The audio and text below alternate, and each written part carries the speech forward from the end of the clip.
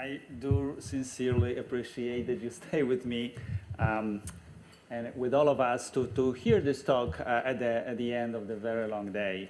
I'm gonna switch gears away from opioid dependence, where we have so many wonderful pharmacological options, to talk about stimulant dependence and to see if we can follow the same path of developing treatments. So I'm not gonna, we had wonderful talks yesterday. This is UN Odyssey World Drug Report. So cocaine dependence is still very prevalent in the South America, North America, and Europe and Asia and Oceania.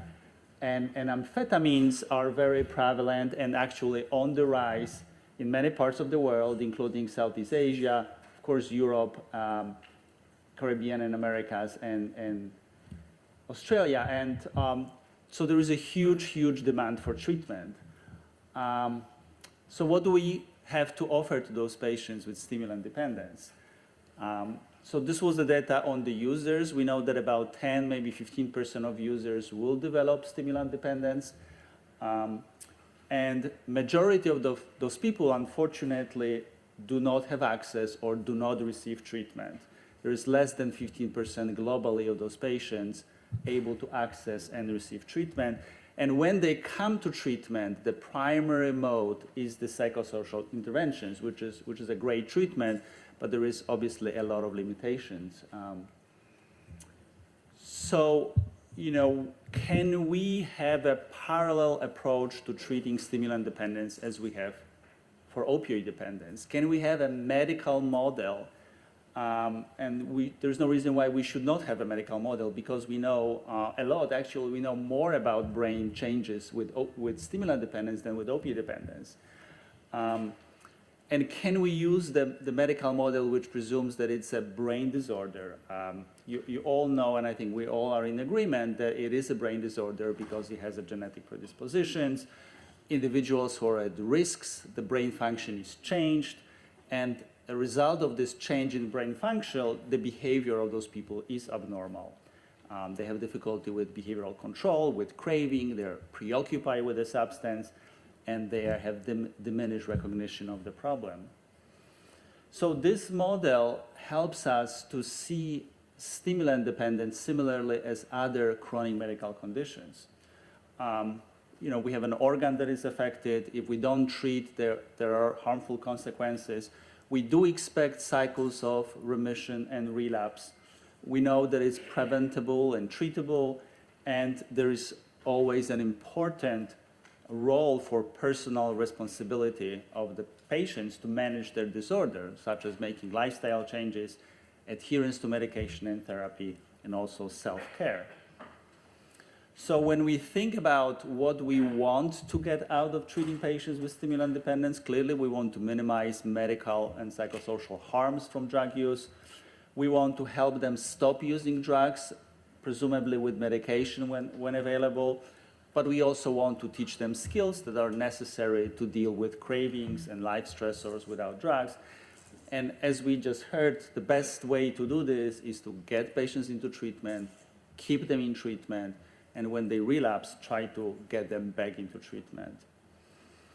So what we know about medical approaches to treating stimulant dependence, there's been a substantial amount of research in the last 20 years devoted to this problem, trying to find a medication that will be similar to the very effective treatment we have for opioid dependence and nicotine dependence, to match those gains that we can get in those disorders. But at present, we don't really have such a powerful medication. Still, there are a lot of candidate medications, and I'm gonna tell you briefly what is the state of art at this moment. Can we actually think about implementing medications to help those people? So I'm gonna talk about results of the well-done controlled clinical trials where we see evidence of the effectiveness of treatments.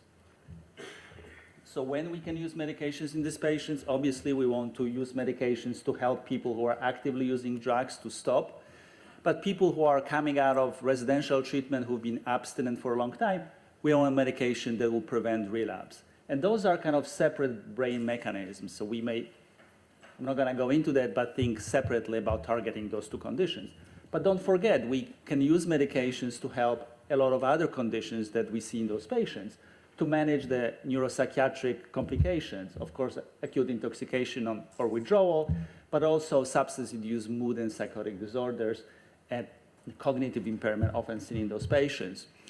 And even before we go into this field, still we can see whether are we hoping for a treatment that will be short-term treatment, like for tobacco dependence, where we may treat people 3 to 6 months and then stop, or are we really talking about lifelong maintenance like we have with an agonist and perhaps even antagonist, a long-term treatment? And of course, we don't have answers, but it's something to think about.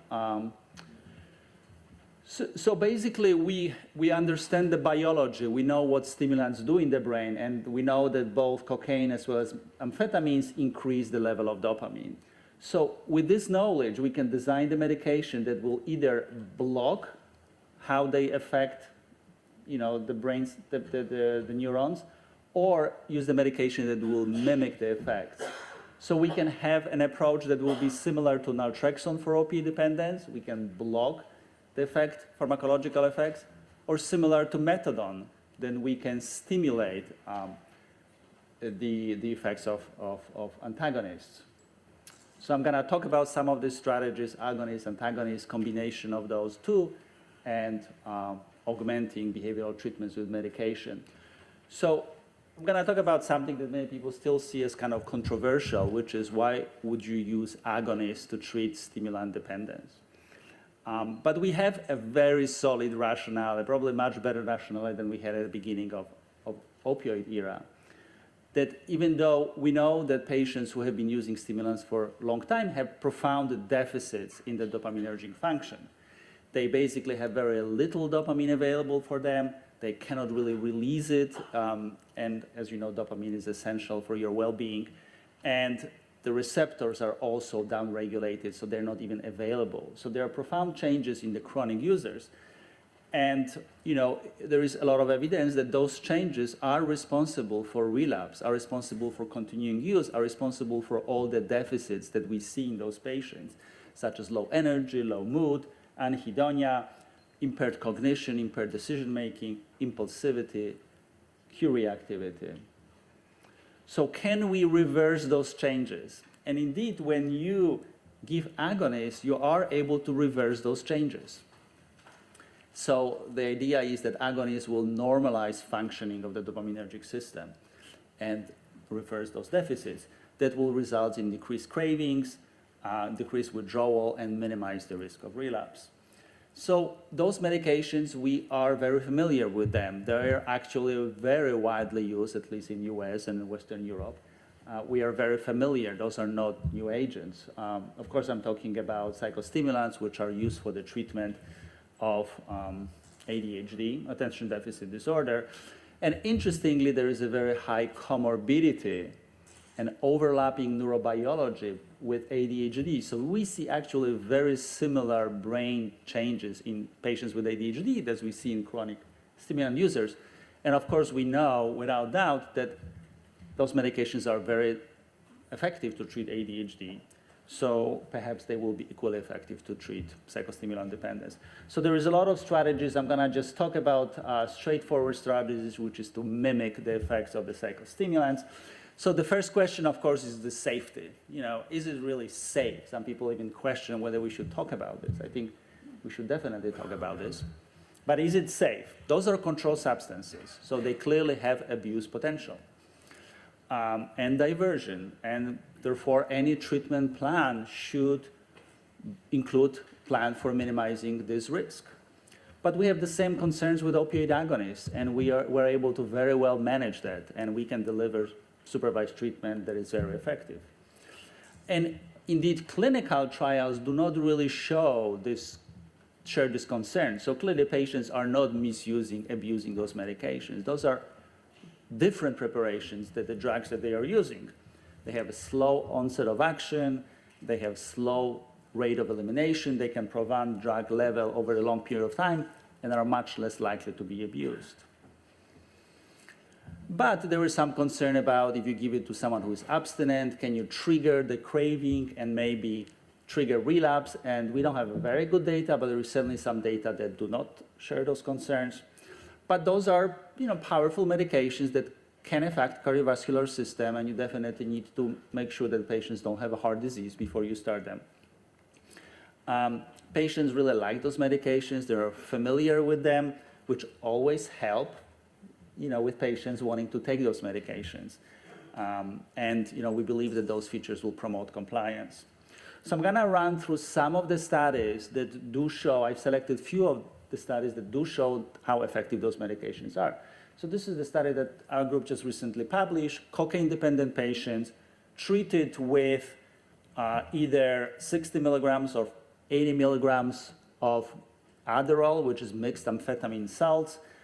Those were patients with ADHD and cocaine dependence, and both doses were superior to placebo.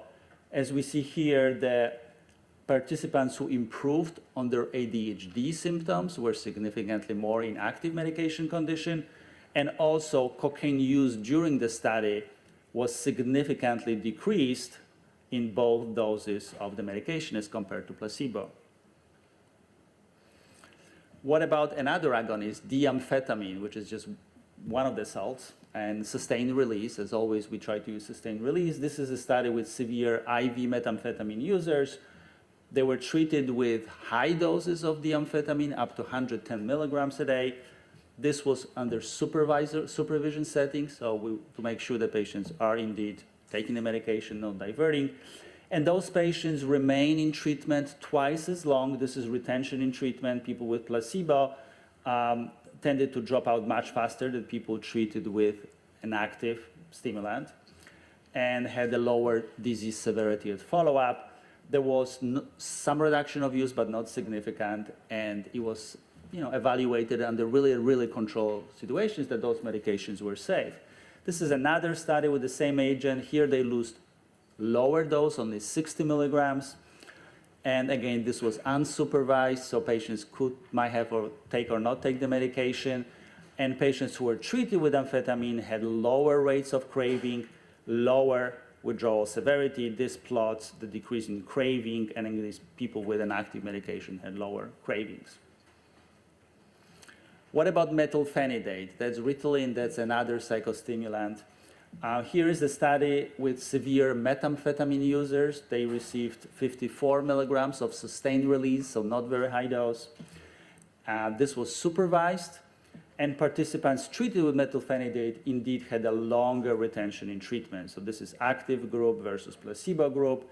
There was, however, no effect on use during this 24-week period. So this was some indication of effectiveness, which you would expect, but not as much as we would want. That's another study with the same medication, again, methylphenidate, sustained release. This just came out recently, 54 milligrams, unsupervised. And as we see, both groups, active medication and placebo, had a profound decrease of use during being on medication. What's interesting that when you look separately at heavy users, you see a significant decrease. So this is the active group, which medication decreased the use much more than the control condition. Another trial with methylphenidate. Here we have a very high dose, what some would consider very high dose, 180 milligrams. It was supervised initially for the first 2 weeks. Again, very severe IV amphetamine users recruited in prison. They were started on medication before they left prison. And indeed, participants treated with active agonists had a better retention in treatment, as we see here, had lower rates of relapse, and had improvement in ADHD symptoms. They also had lower rates of use. So that's as far as the agonists. What about antagonists? How useful it's to block the effects of stimulants as a treatment strategy? So again, the same effect. Once, if you don't feel the effects of the drugs, it is expectation that you gradually will stop using it. It is particularly effective for people who are abstinent, that they may use a little bit, not feel effects, and remain abstinent. But this approach is generally less effective. Patients are less interested in taking antagonists. You really have to work on motivating them. And it is a limitation. There are several approaches that have been worked with. I'm just going to talk a little bit about vaccine and about two strategies that reduce the dopaminergic effects. So vaccine, there was a lot of hope that this will be a kind of an effective treatment. There were no safety concerns, but the verdict at this point is that in people who can generate very high antibodies, there is a decrease of use. So you see here negative urine in people with high level of antibodies, as opposed to significantly lower rates of abstinence in people with low levels. So there's a lot of excitement, but multi-site trial that was completed last year did not really confirm that. So we're back to bench. There is still work to be done on improving the vaccine, but certainly that's an approach that I think we're going to hear more about this. Naltrexone actually not only works for opioid dependence, but also decreases dopaminergic effects of cocaine. And this is the study with predominantly IV amphetamine users using oral naltrexone. And indeed, people who were treated with naltrexone had more negative urines as opposed to people treated with placebo, and also had lower level of cravings. The problem was compliance. Most patients were poor in being adherent to medication. Those who took more medications did better, but clearly there is a role for sustained release preparations, the ones that Evgeny just talked about. Topiramate is another medication that indirectly will block dopaminergic effects of cocaine and amphetamine. So this is the study when the problem with this medication is that it takes several weeks, maybe even 2 months to get to the very high level. Doses that will be therapeutic because of the side effects. But once you get to the therapeutic effects by about week 6 and 7, participants on active medication had a significantly more non-use days than people on placebo. Okay? And they also had reduced cravings, which is consistent with the decrease of use. What about, can you give both? Because it's not an effect on one receptor, so you can actually mix agonist with antagonist. You can give stimulant, and in this case, we did topiramate. So this was cocaine-using participants, or actually with cocaine use disorder. They got 60 milligrams of Adderall, 300 of Topamax. And indeed, people who were treated with active medications had overall higher rates of abstinence, 33% abstinent in medication group versus 17 placebo. And the effect was particularly seen in frequent users. So people who use 9, so every other day or most days a month, had a very profound improvement, so that active medication patients were much more likely to be abstinent than control conditions, and the same in very frequent users, not so much effect on the infrequent users. Coming back to treatment, of course, has to be in the context. Behavioral treatments are the basis that we still have, and we know that therapy can be very effective. We're going to hear much more about this tomorrow. We have a set of tools that we can mix and match to create an individualized kind of approach. Primarily, it includes cognitive strategies and also using vouchers to reinforce for desired behaviors. I'm bringing it up because there is a very interesting relationship that I want to talk about. But before that, again, you can mix match all of those strategies, MI, CBT, skills training. The main limitation is, without even talking about training necessary and cost of delivering this treatment, but especially when amphetamine users, the relapse is a very high risk. But interestingly, when you add medication in combination with the therapy, you get synergistic effect. So not just 1 + 1 = 2, but you actually get more than just some effect. Because we think that medications very nicely work with therapy. Medications can improve retention in treatment and adherence to therapy. Therapy can improve adherence to medication, and again, medications can improve effectiveness of therapy.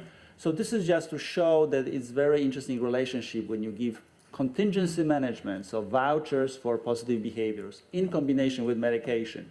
There are several medications, actually 4 medications, that only the group that had a combination of medication and therapy outperform other groups, therapy alone, medication alone, or placebo. And those are dopaminergic medications, so the Topiramate, bupropion, levodopa, and citalopram. So another way to approach this is to use the medication to augment.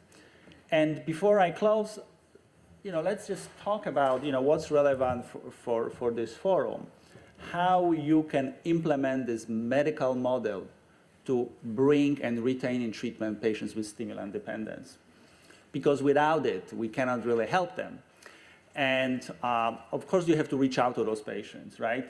We talk a lot about outreach strategies, offering patients food, shelter, and a welcoming environment to come to your center.